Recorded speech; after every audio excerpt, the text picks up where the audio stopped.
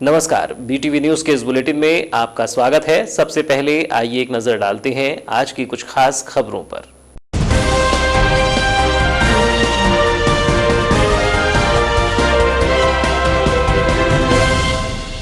नगर पालिका अध्यक्ष पद के लिए आरक्षण संपन्न। बालाघाट वारासिवनी महिला सामान्य के लिए आरक्षित।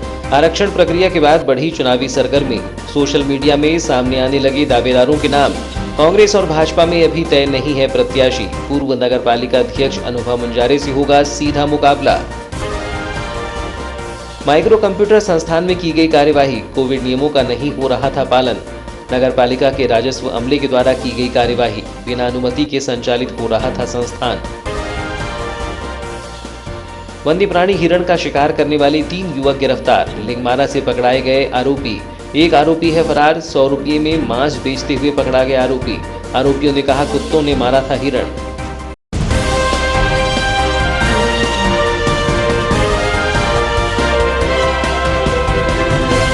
और अब समाचार विस्तार से।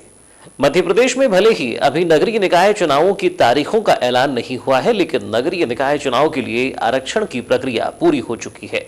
बता दें कि नगरीय निकाय के चुनावों की तिथि की घोषणा होने के बाद जिले के 3 नगर पालिका क्षेत्र बालाघाट, वारासिवनी एवं मलाजखंड सहित 2 नगर परिषद कटंगी और लांजी में चुनाव होंगे, जबकि बैहर नगर परिषद का कार्यकाल समाप्त न होने की दशा में यहां चुनाव नहीं कराए जाएंगे।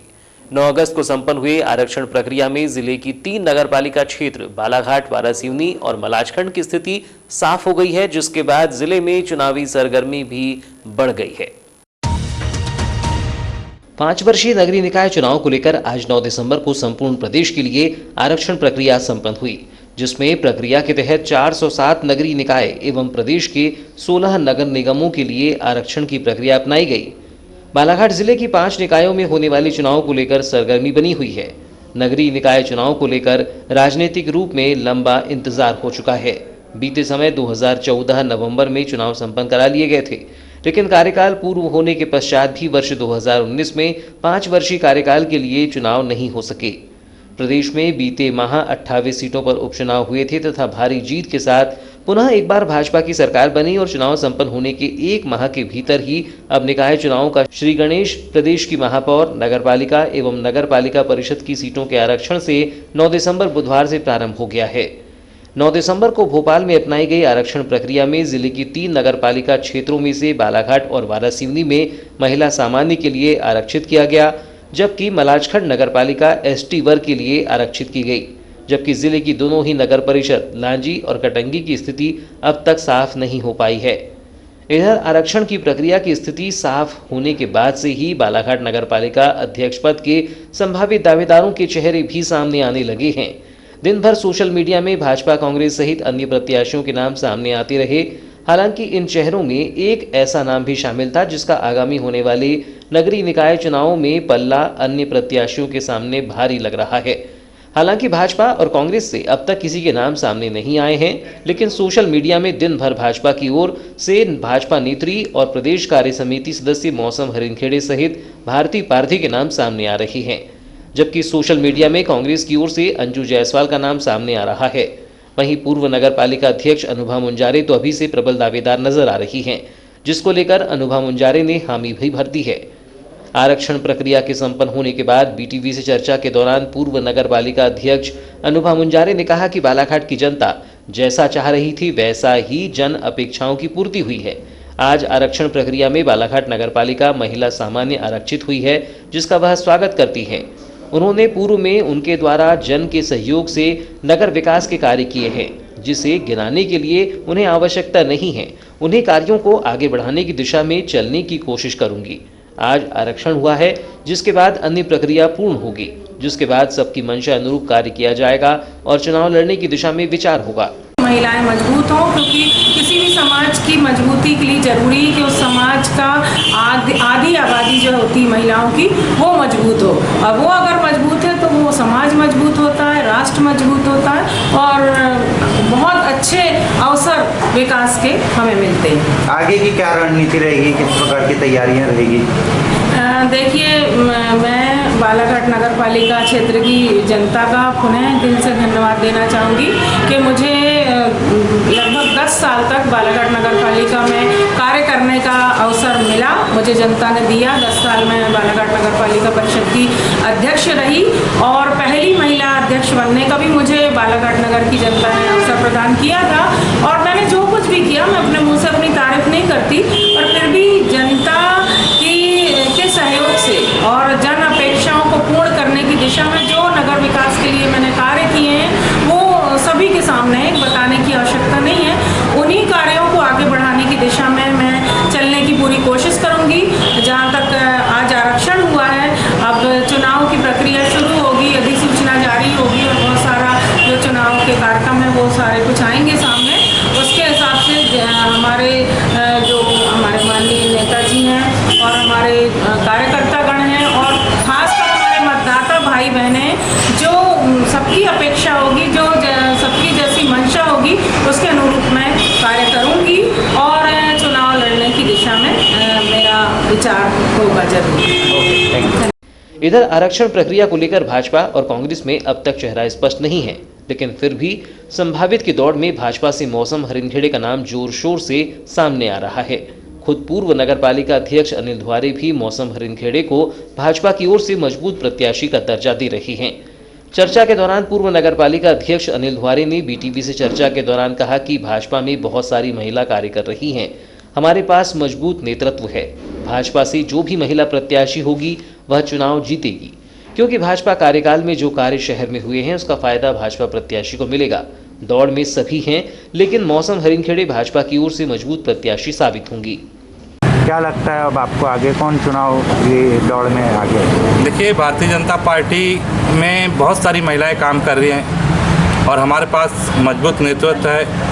हमारी मौसम दीदी मौसम हरिनखेड़े ये हमारी संभावित प्रत्याशी हो सकती है, मजबूत प्रत्याशी जीतने की पूरी काबिलियत रखती है।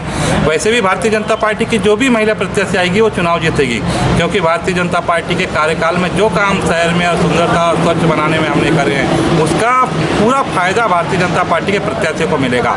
और मेरी नज़र में तो मौसम हरिनखेड़े मजबूत प्रत्याशी हो सकती है भारतीय। हालांकि भाजपा नेत्री मौसम हरिनखेड़े इस चुनावी रेस से खुद को बाहर बताते हुए कहा कि भाजपा कार्यकर्ता आधारित पार्टी है, पार्टी में सभी निर्णय सामूहिक रूप से होते हैं, प्रदेश स्तर से प्रत्याशी का नाम तय होगा, निश्चित ही पार्टी विनिंग कैंडिडेट को टिकट देगी, कौन जनता की अपेक्षाओं में खरा उतरेगा जिसमें पार्टी दांव खेलेगी। उन्होंने कहा कि मैं दावेदार नहीं हूं, मैं भाजपा की कार्यकर्ता हूं, मुझे क्या करना है यह पार्टी तय करेगी। देना चाहेगी। आज मुझे भी समाचार के माध्यम से यह जानकारी हुई है कि बालाघाट सामान्य महिला के लिए आरक्षित हुई है। निश्चित ही भारतीय जनता पार्टी एक कार्यकर्ता आधारित पार्टी है। भारतीय जनता पार्टी में सभी निर्णय सामूहिक रूप से होते हैं और यहाँ से जो भी पैनल बनेगा उसका सारा तह तक जाकर उसकी पूरी तफ्तीश के पश्चात प्रदेश से नाम तय होता है। तो अभी तुरंत में तो मैं यह स्थिति में नहीं हूँ, लेकिन निश्चित ही पार्टी जो भी नाम सामने लाएगी, विनिंग कैंडिडेट को पार्टी टिकट देगी। कौन जनता की अपेक्षाओं को में खरा उतर सकेगा, कौन जनता के विश्वास को जीत सकेगा, कौन जीतने वाले पे निश्चित पार्टी दाव खेलेगी। दीदी, देखा जा रहा है कि शहर में जो माहौल चल रहा है, अभी आपके नाम का जो बहुत रूमर चल रहा है कि मौसम बिसेन ही एक ऐसी प्रबल दावेदार है बीजेपी से जो चुनाव में तैयार होंगी, और जो पूर्व नगर पालिका अध्यक्ष है उन्होंने भी यही कहा है कि मौसम बिसेन ही एक ऐसी कैंडिडेट हैं जो बीजेपी से लड़ सकती चुनाव। देखिए, मैं दावेदार नहीं हूँ, मैं भारतीय जनता पार्टी की कार्यकर्ता हूँ और भारतीय जनता पार्टी ने जब जिस समय जिस रूप में जो भी मुझे दायित्व सौंपा है, जो भी जिम्मेदारी दी है, मैंने उसका निर्वहन किया है और आगे भी मुझे क्या करना है क्या नहीं करना है यह मेरी पार्टी तय करेगी, पार्टी का नेतृत्व तय करेगा। इधर नगरीय निकाय चुनाव के आरक्षण प्रक्रिया के संपन्न होने के बाद कांग्रेस में भी उथल पुथल प्रारंभ हो गई है। कांग्रेस में कोई संभावित चेहरा भी नजर नहीं आ रहा है। हालांकि सोशल मीडिया में पूर्व नगरपालिका अध्यक्ष अंजू जायसवाल को दावेदार बताया जा रहा है। कांग्रेस की ओर से एआईसी सदस्य पुष्पा बिसेन ने इस मामले में कहा कि आज आरक्षण प्रक्रिया संपन्न हुई है, अभी कांग्रेस से कोई नाम तय नहीं है, बैठक के बाद ही निश्चित किया जाएगा। अभी तक तो देखिए आज आरक्षण हुआ है और मेरी हमारे जिला अध्यक्ष माननीय विश्वेश्वर भगत जी से चर्चा हुई थी और हम सब ने ये तय किया है कि एक दिन बैठक लेकर के बैठक के दौरान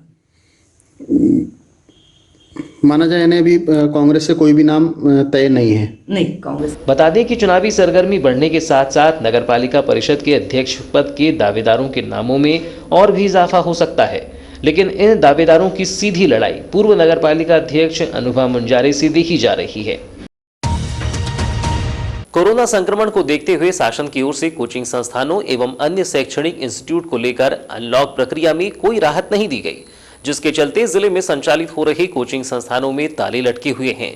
लेकिन बालाघाट नगरीय क्षेत्र भटेरा चौकी के समीप संचालित माइक्रो कंप्यूटर में विद्यार्थियों को बुलाकर कंप्यूटर से संबंधित शिक्षा दी जा रही थी, जिसकी जानकारी लगने पर 9 दिसंबर को नगरपालिका के राजस्व विभाग ने कार्यवाही करते हुए यहां ताला जड़ दिया है और मामले को जांच में लिया है। बता दें कि कोरोना संक्रमण को देखते हुए विगत 22 मार्च के बाद से जिले में कोचिंग संस्थानों एवं अन्य निजी शैक्षणिक इंस्टीट्यूट के संचालन में शासन के द्वारा रोक लगाई गई है, जबकि जारी अनलॉक प्रक्रिया में अब तक कोचिंग संस्थानों और निजी शैक्षणिक इंस्टीट्यूट को राहत नहीं मिली है। लेकिन बालाघाट नगरीय क्षेत्र में भटेरा चौकी के समीप स्थित माइक्रो कंप्यूटर के द्वारा बच्चों को बुलाकर कंप्यूटर शिक्षा प्रदान की जा रही थी। बता दें कि यहाँ कोरोना नियमों के विपरीत एक क्लासरूम में अधिक बच्चों को बैठाकर पढ़ाई करवाई जा रही थी, जिसमें सोशल डिस्टेंसिंग का पालन यहां हो रहा था। मामले की भनक जब नगरपालिका को लगी तो यहां के वार्ड प्रभारी के द्वारा कंप्यूटर संस्थान पहुंचकर कार्यवाही की गई। मामले में वार्ड प्रभारी गौरव मिश्रा ने बताया कि वर्तमान समय में कोचिंग संस्थानों एवं निजी शैक्षणिक संस्थानों को प्रारंभ करने के लिए शासन की ओर से कोई गाइडलाइन नहीं आई है। इसके विपरीत भटेरा चौकी के समीप स्थित माइक्रो कंप्यूटर में संस्थान के द्वारा बच्चों को बुलाकर उन्हें कोचिंग दी जा रही थी, जिसके तहत आगामी आदेश तक क्लास को बंद कर दिया गया है और यह निर्देशित किया गया है कि शासन की गाइडलाइन के बाद ही वह अपनी क्लासेस को संचालित करें।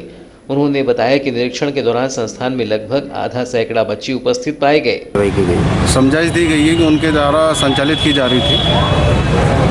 क्या कमियां वहाँ पाई गई थी? वहाँ पे कम से कम 50 से अधिक बालक पढ़ाई कर रहे थे। वहाँ पे लाइब्रेरी भी है, कंप्यूटर सीख रहे थे। क्या आदेश अभी शासन के चल रहे हैं? शासन के आदेश है कि अभी तो संचालित की नहीं जाएगी, बंद ही रहेगी।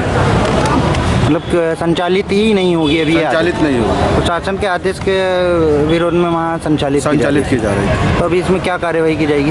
उनको समझाइश दी गई है कि आपके द्वारा यानी शिकायत मिली थी, हमने आज जाके उनको बंद किया गया है, समझाइश दी।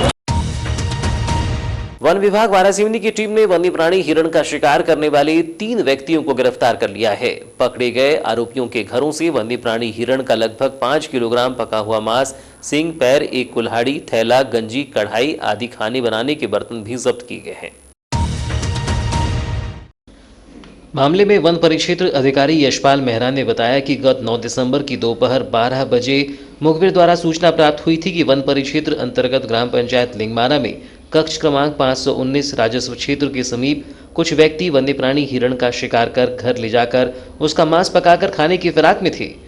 सूचना मिलने के बाद तत्काल वन अमले को मौके पर भेजा गया, जहां मुख्य आरोपी देवेंद्र कटरे निवासी लिंगमारा, सुभाष कावड़े निवासी लिंगमारा, कृष्ण कुमार उर्फ पप्पू बिसेन को गिरफ्तार कर लिया गया। मुख्य आरोपी देवेंद्र अपने मित्र पप्पू बिसेन के साथ अपने गांव के ही एक युवक सुभाष को 100 रुपये में मांस बेच रहा था। तभी वन विभाग की टीम ने तीनों ही आरोपियों को दबोच लिया, जिसके बाद आरोपियों को वन विभाग लाया गया व कड़ी पूछताछ की गई, जिसमें आरोपी ने और एक आरोपी राजकुमार का नाम बताया है, जो फिलहाल फरार है। उसकी तलाश जारी है। के पास से हमने 3 आरोपियों को गिरफ्तार किया है और प्रथम दृष्टया ये लग रहा है कि अपने जो सामान्य तरीके से ये लोग जो खाते रहते हैं उस हिसाब से इन लोगों ने उसका शिकार किया है। तो हमने अभी जो है पूरा का पूरा उसका जो मटन था, सिर था और बाकी की चीज़ें जो है हमने जब्त की हैं। सर, कितनी उम्र रही होगी मृत हिरण की? लगभग 5 वर्ष। लगभग 4 से 5 वर्ष रही होगी। इसमें मेरे स्टाफ में बीरेंद्र दुबे रहे। वन परिक्षेत्र अधिकारी ने बताया कि तीनों ही आरोपियों के खिलाफ वन्य प्राणी संरक्षण अधिनियम 1972 की धारा 29395051 के तहत मामला दर्ज कर लिया गया है। पकड़े गए आरोपियों ने पूछताछ के दौरान उक्त वन्य प्राणी हिरण का शिकार किए जाने से साफ इनकार करते हुए कहा कि आवारा कुत्तों द्वारा उक्त हिरण को घायल कर मारा गया था। पकड़े गए तीनों ही आरोपियों को वन अमले द्वारा बुधवार को वारासिवनी न्यायालय में पेश किया गया। न्यायालय द्वारा तीनों को न्यायिक अभिरक्षा में जेल भेज दिया गया है।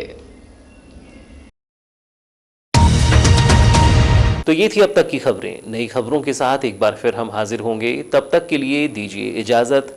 नमस्कार।